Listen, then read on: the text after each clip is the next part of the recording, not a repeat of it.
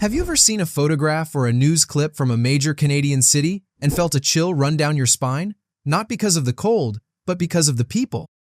On the sidewalks of Vancouver's downtown east side or in the shadows of Toronto's busy intersections, there are figures frozen in a waking nightmare. They are bent over at impossible angles, slumped on benches, or standing stock still as if time has ceased to exist for them alone. Their bodies are locked in a slow-motion tableau of human suffering, oblivious to the world rushing by. This isn't a scene from a horror film. It's the stark daily reality of a public health catastrophe. These are the victims of a toxic drug supply, and the reason they are being called the Walking Dead has a name: fentanyl and its horrifying new partner, Xylazine. Together, they have created a crisis so visually shocking and medically complex that it has earned the terrifying moniker of the zombie drug phenomenon. But to truly understand what is happening on the streets of Canada, we must look past the sensationalist label and into the heart of the storm. We must ask, what are these substances? How did they become the architects of this nightmare? And what do they do to the human body and soul to create such a devastating spectacle of despair? The crisis began with a wolf in sheep's clothing, fentanyl. To understand the current devastation, one must first understand the staggering power of this drug. Fentanyl is a synthetic opioid, originally synthesized for legitimate medical purposes. Its intended use was for managing severe pain, often for cancer patients in their final stages or for post-surgical recovery under strict medical supervision. Its potency is almost beyond comprehension. It is 50 times stronger than heroin and 100 times stronger than morphine. A lethal dose for an adult can be as small as 2 milligrams, an amount equivalent to just a few grains of salt.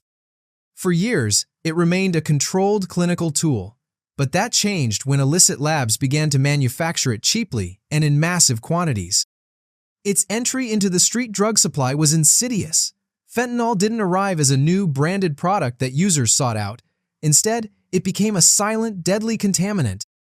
Drug traffickers began mixing this cheap, potent powder into batches of heroin to increase their volume and potency. Soon it was being pressed into counterfeit pills, made to look exactly like well-known prescription drugs such as OxyContin, Percocet, or Xanax. An unsuspecting teenager buying a single pill at a party, or a long-term user buying their usual supply of heroin, had no way of knowing that their purchase was laced with a killer. The mechanism of fentanyl's lethality is brutally efficient. Like other opioids, it binds to the brain's opioid receptors, which control pain and emotions, producing an intense wave of euphoria. But those same receptors also control breathing. Fentanyl is so powerful that it can overwhelm these receptors almost instantly, causing a person's breathing to slow dramatically and then stop altogether. This is respiratory depression, and it is the primary cause of overdose deaths that have skyrocketed across the nation. Just as communities and first responders began to grapple with the fentanyl epidemic, the plot took an even darker turn. A horrifying new character entered the stage: Xylazine. Known on the street as Tranq or Tranq dope, Xylazine is a non-opioid sedative, muscle relaxant, and analgesic. Crucially, it was developed and approved exclusively for veterinary use on large animals like horses and cattle. It was never meant for human consumption. Illicit drug producers, however, discovered a new, cynical use for it. Because fentanyl's powerful high is notoriously short-lived, users must inject frequently, which is risky and expensive. By adding Xylazine, a cheap and powerful sedative, traffickers could extend the duration of the drug's effect, creating a longer-lasting state of sedation that mimics a prolonged high. For the user, it seemed like a better value. In reality, it was an invitation to a new level of hell. The combination of fentanyl and Xylazine, now known as Tranq, is devastating for two primary reasons that make it uniquely terrifying. First, it complicates overdoses exponentially. Naloxone, Narcan, the miracle drug that can reverse an opioid overdose by blocking the opioid receptors in the brain, has no effect on Xylazine. When a first responder administers Naloxone to someone who has overdosed on Tranq, it may reverse the effects of the fentanyl, but it will not touch the Xylazine. The person may start breathing again momentarily, but they remain in a state of profound sedation with dangerously low blood pressure and heart rate. Rescuing them becomes a far more complex medical challenge. Second, and perhaps most visibly horrific, is what gives the drug its zombie name, its effect on human flesh. Xylazine is a powerful vasoconstrictor, meaning it causes blood vessels to narrow, severely restricting blood flow to the skin and soft tissues. This choking off of the blood supply leads to cell death, or necrosis. Users develop raw, gaping wounds and severe, crusty ulcers that look like chemical burns. These wounds can appear anywhere on the body, not just at injection sites, and are notoriously difficult to heal. They fester, deepen, and can bore down to the bone, often leading to systemic infections and, eventually, amputation. It is this flesh-eating characteristic, combined with the prolonged blackout stupor it induces, leaving people frozen in place for hours, vulnerable and unconscious, that creates the ghastly, zombie-like state now haunting Canada's streets. But a chemical explanation is only half the story. To truly comprehend this crisis, we must look beyond the pharmacology and into the human heart of the matter. Why would anyone knowingly consume a substance that rots their flesh and pushes them to the brink of death? The answer is almost always rooted in pain. The people falling victim to this epidemic are not thrill seekers. They are, by and large, individuals trying to escape an unbearable reality. Many are struggling with profound, untreated trauma from childhood abuse, violence, or systemic neglect. Others are battling severe mental health disorders like depression, anxiety, or PTSD, with little to no access to meaningful care. They are people grappling with the despair of homelessness, the isolation of poverty, and the crushing weight of a society that has often rendered them invisible.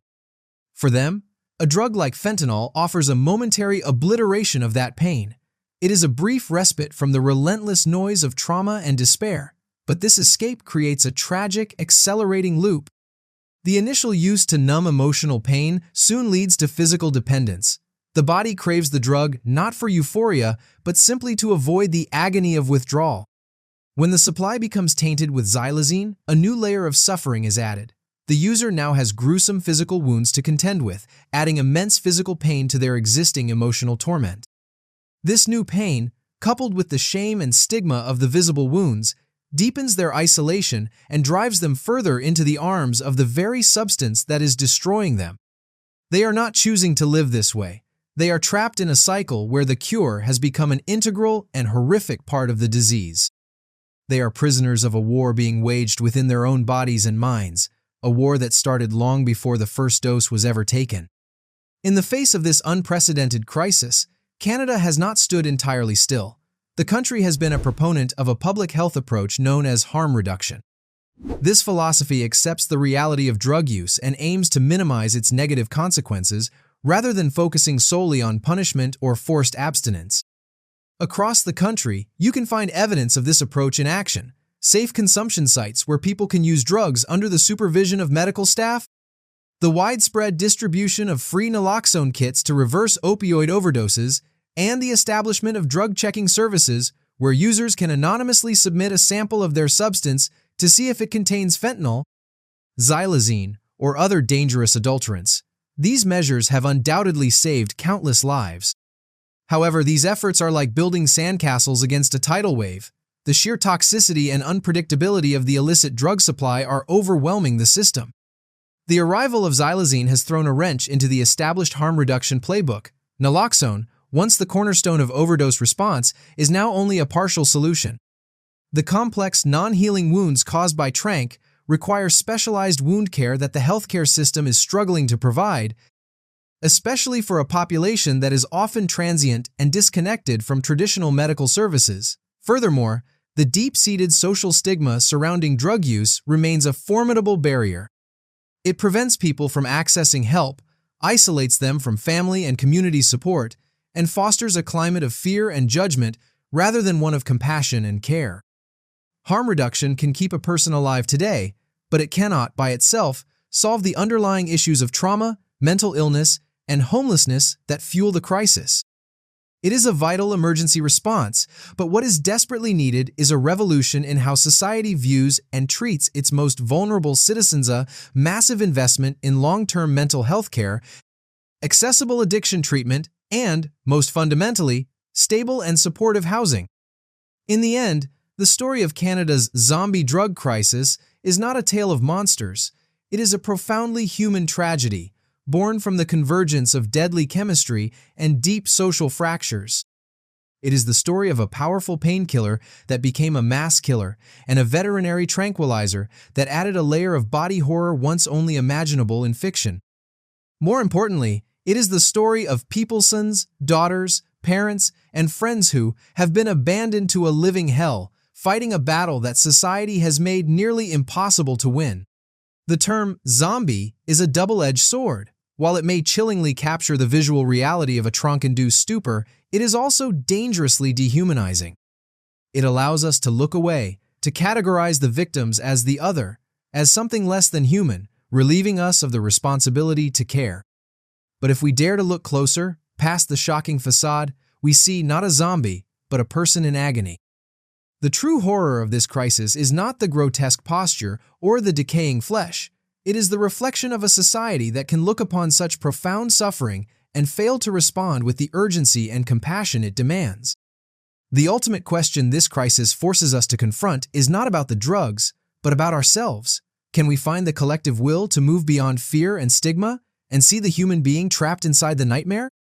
Because the solution lies not just in better policies and more funding, but in a fundamental restoration of dignity and a shared belief that no one deserves to be left among the walking dead.